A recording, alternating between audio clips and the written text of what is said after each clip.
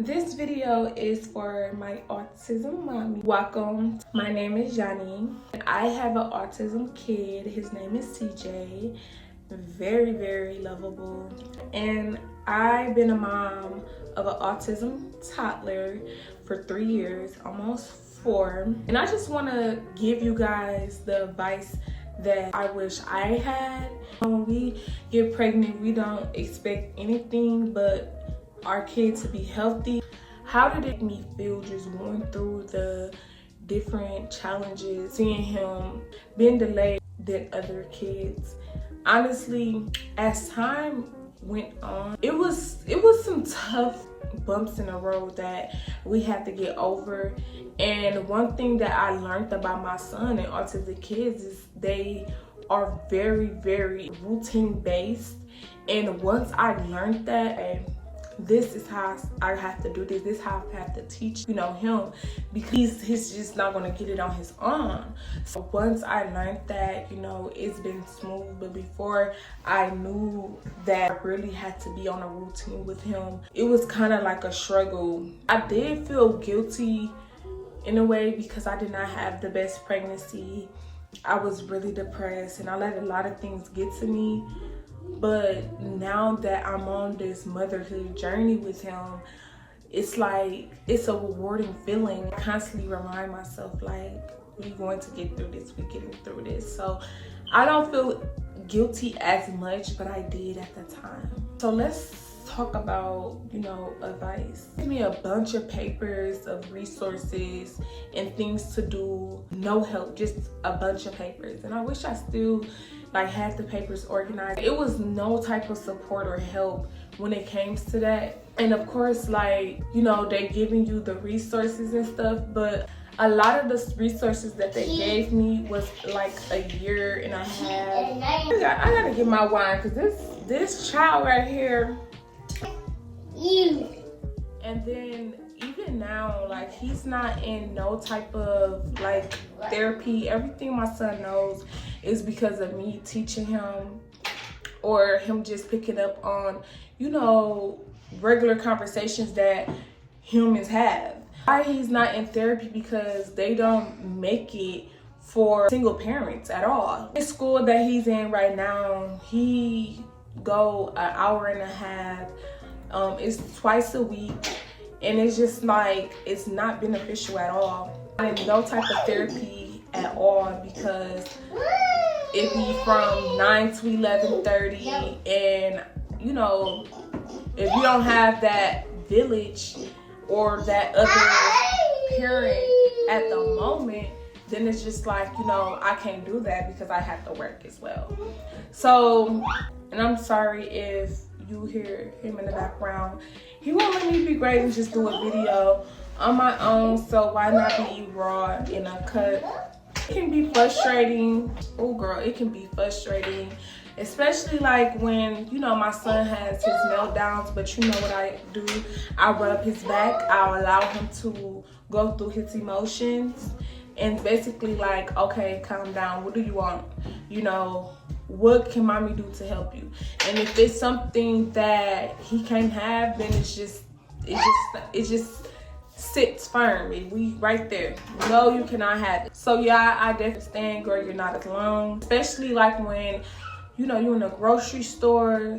Try to bring something like a sensory toy, or try to find something that can, a soothing thing. My son loves cars, he loves my phone, he loves his iPad, he loves different things that make noise, that talks. He loves his shapes and colors. So when I'm out and about, I try to bring something to make it less stressful for me, to help him. Because some autism kids don't like loud noise. So if you can bring some headphones and something to make it better for not just you, but them as well too. Because if they smooth, you smooth, it's less frustrating. Another thing that I really still struggle with, just being nervous and not all the way comfortable with sending my son to a school or a new daycare. And child, when I tell you, My journey on finding him a good daycare has been another story itself.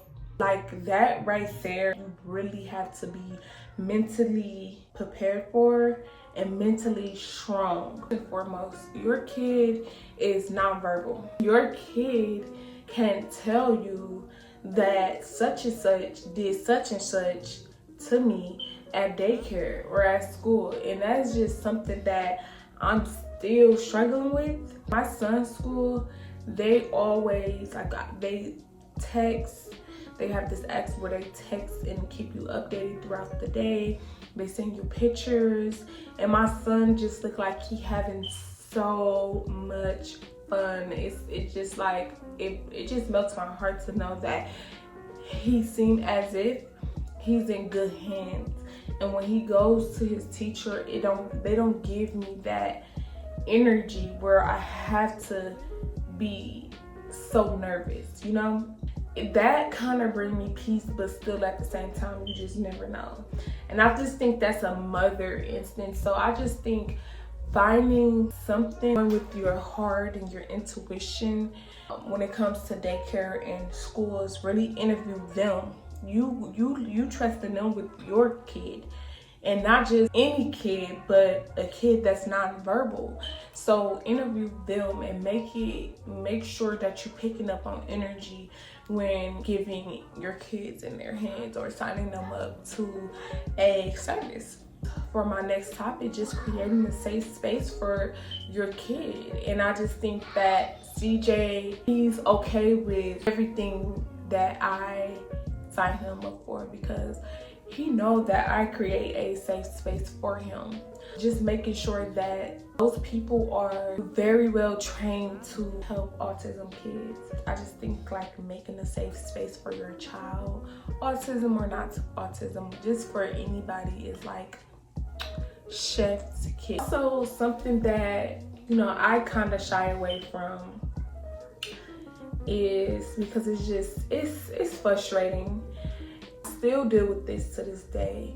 Making fun a priority. I say that I struggle with this because, oh Lord, CJ have his days, child. He have his days where we can go and we can have fun and we can enjoy whatever we decide to do. But then he have his days where it's crying, it's just him having an attitude, and he just not having such a good day. So it becomes frustrating because, for one, he's nonverbal. He can't tell me if this is something that he don't want to do, or he can't tell me what's going on. I can just try to figure it out. So I think that's something that I have to contribute back into our routine. I'm in school and I work full time. So, and I still do what I need to do for him. And just the previous events that we had with trying to have fun and me being frustrated, I just like, okay, I'm gonna make fun at home. I think that it's good for kids to be around other kids and experience other kids, because that's how kids learn. I know that this year, that's something that I'm gonna make a priority myself. You know, I'm signing him up for swimming classes, gym that he's starting. We making fun a priority this year. Don't be afraid to ask for help. Don't be afraid to ask for resources. Don't be afraid to not know something. If you are working with somebody, a caseworker, or anybody that's advocating for your kid, you have to be the advocate to the person that's advocating for your kid and trying to help your kid. You have to be that person to advocate for your child. Nobody's gonna go as hard as you as a mother or as a father. You have to advocate and not be afraid, because baby, it's so many programs. I don't know if you guys have this in your city, but we have a program called CLTS, and they paying for his swimming classes, they paying for his horseback riding, they paying for him to go to the gym. And it's a gym that with autism kids, it's for autism kids, and the gym has a lot of sensory things for autism kids. And I just think it's just so cool. They're giving him like a tablet that help him speak. It's just so much things that they have, you know. So it's just different things that comes with it, and it is help, but you have to advocate for your kid, because they would, like I told you in the beginning, they would just give you a pile of paper, of books of paper with different resources, and it would be a wait, a 1.5 year wait for everything. And it would get frustrating, and you just be like, you'll get to a point and you be like, forget it. Like, forget it. I'm going to teach my kid. I'm going to be my kid therapist, you know. But at the same time, get like that, you're human, and I can't take that away from you. But at the same time, you have to advocate for your kid. You have to go hard for them.